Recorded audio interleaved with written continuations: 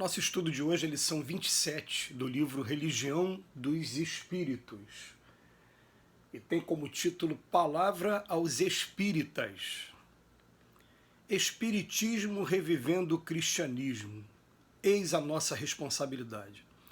Como outrora Jesus revelou a verdade em amor no seio das religiões bárbaras de há 2000 anos, usando a própria vida como espelho do ensinamento que se fizera veículo, cabe agora ao Espiritismo confirmar-lhe o ministério divino, transfigurando-lhe as lições em serviço de aprimoramento da humanidade. Espíritas, lembremos-nos de que templos numerosos, há muitos séculos, falam dele efetuando porfiosa corrida ao poder humano, olvidando-lhe a abnegação e a humildade. E porque não puderam acomodar-se aos imperativos do Evangelho, fascinados que se achavam pela posse da autoridade do ouro, erigiram pedestais de intolerância para si mesmo. Todavia, a intolerância é uma matriz do fraticídio. O fraticídio é a guerra da conquista em ação. E a lei da guerra de conquista é o império da rapina e do assalto, da insolência e do ódio, da violência e da crueldade, proscrevendo a honra e aniquilando a cultura, remunerando a astúcia e laureando o crime, acendendo fogueiras e semeando ruínas enrajadas de sangue e destruição. Somos assim chamados à tarefa de restauração e de paz, sem que essa restauração signifique retorno aos mesmos erros e sem que essa paz traduza a inércia dos pântanos. É imprescindível estudar educando e trabalhar construindo. Não vos afasteis do Cristo de Deus sob pena de converterdes o fenômeno em fator de vossa própria servidão às cidadelas da sombra, nem algemeis os punhos mentais ao cientificismo pretensioso. Mantende o cérebro e o coração em sincronia de movimentos, mas não vos esqueçais de que o Divino Mestre superou a aridez do raciocínio com a água viva do sentimento, a fim de que o mundo moral do homem não se transforme em pavoroso deserto. Aprendamos do Cristo a mansidão vigilante. Herdemos do Cristo a esperança operosa. Imitemos do Cristo a caridade temerata. Tenhamos do Cristo o exemplo resoluto. Saibamos preservar e defender a pureza e a simplicidade de nossos princípios. Não basta a fé para vencer, é preciso que a fidelidade aos compromissos assumidos se nos instale por chama inextinguível da própria alma.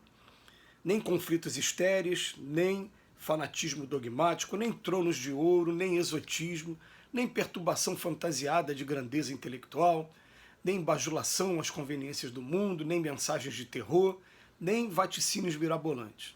Acima de tudo, cultuemos as bases codificadas por Allan Kardec sobre a chancela do Senhor, assinalando-lhes as vidas renovadas no rumo do bem eterno. O Espiritismo, desdobrando o cristianismo, é claro como o sol. Não nos percamos em labirintos desnecessários, porquanto ao espírita não se permite a expectação da miopia mental. Sigamos, pois, à frente destemerosos e otimistas, seguros no dever e leais à própria consciência, na certeza de que o nome de nosso Senhor Jesus Cristo está empenhado em nossas mãos. Um texto um pouquinho mais longo hoje, mas muito significativo. Primeiro, vamos falar do primeiro parágrafo, que o Espiritismo revivendo o cristianismo. Quando a gente pega o livro Atos dos Apóstolos, a gente vai encontrar a figura de Pedro e de Tiago sendo convocado por Jesus. Jesus falando assim, eu fui crucificado aqui em Jerusalém, mas eu quero pedir a vocês que permaneçam em Jerusalém. E afirma assim, eu vos envio como ovelha no meio dos lobos, mas vou estar do lado de vocês. E aí eles iniciam um movimento chamado Caminho, que consiste o quê? Numa instalação simples, uma instalação que não era suntuosa a ponto de atrair pelo lado material, não, nada disso. Era uma instalação simples em que Pedro e Tiago recebiam todos aqueles mais necessitados, aqueles que estavam doentes, aqueles que estavam famintos, e, ao primeiro lugar, dava o atendimento material. Então eles recebiam um abrigo para dormir, tinham os leitos, e logo em seguida recebiam também a mensagem do Evangelho, que era estudada entre eles. E aí o que acontece?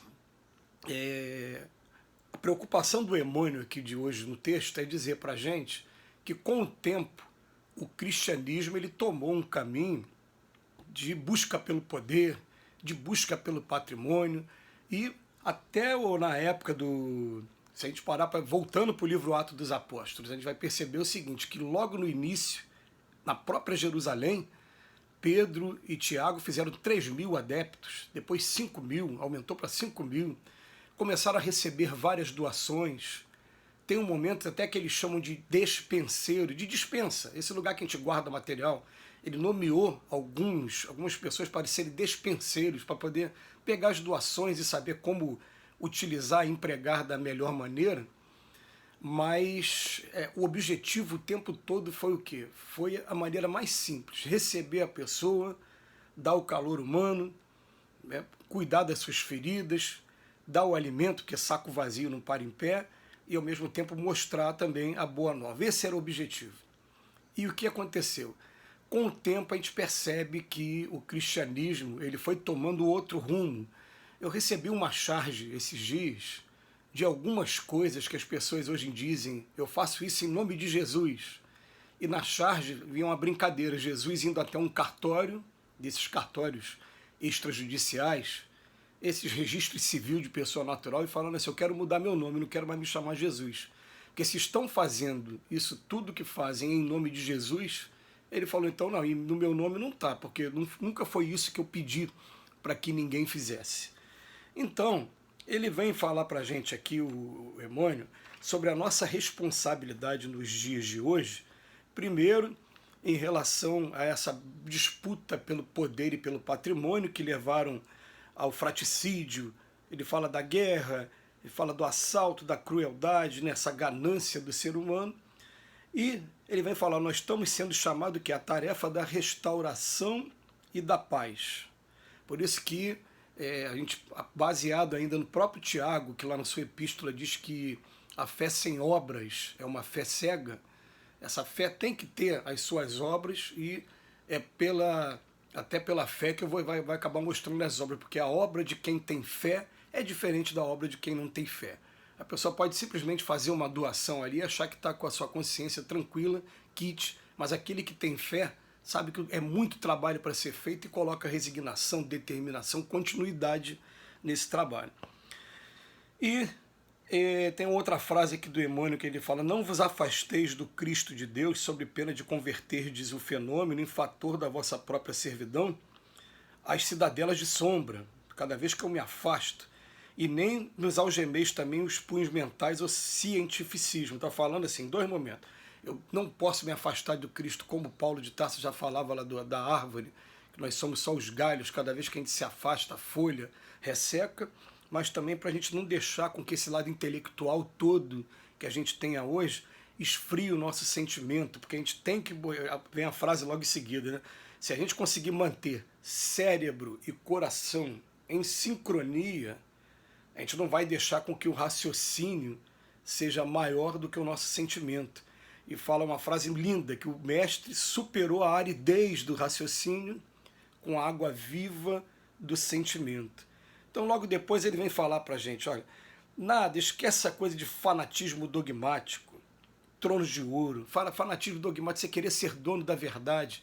Não, o objetivo não é ser dono da verdade, o objetivo é aquela pessoa que está procurando a gente, está procurando com necessidade de amizade, de sentimento, não de que deve acreditar dessa ou daquela maneira sob pena de não ter salvação. Não é isso, não se trata disso. Vamos procurar ter mais calor humano e vamos procurar deixar esse lado de assistencialismo mesmo, de acolhimento, falar mais alto na gente. Então, nem perturbação fantasiada de grandeza intelectual e nem bajulação, essas conveniências do mundo. Entendeu? O que é que ele vem pedindo para a gente? Para que a gente procure o máximo que a gente puder entender essa frase, cristianismo redivivo. Vamos procurar buscar o tempo todo a inspiração naqueles primeiros cristãos que tiveram contato direto com Cristo inicialmente e que logo depois da morte do Cristo na cruz, o Cristo ficou dando todo o apoio, como dá até os dias de hoje, mas aqueles primeiros movimentos, porque aquelas pedras elas precisavam de muita segurança para o edifício que viria a seguir. Então elas foram muito mais cuidadas do que as pedras que foram colocadas depois. Fica aí a mensagem de Emmanuel, que Jesus nos abençoe hoje e sempre.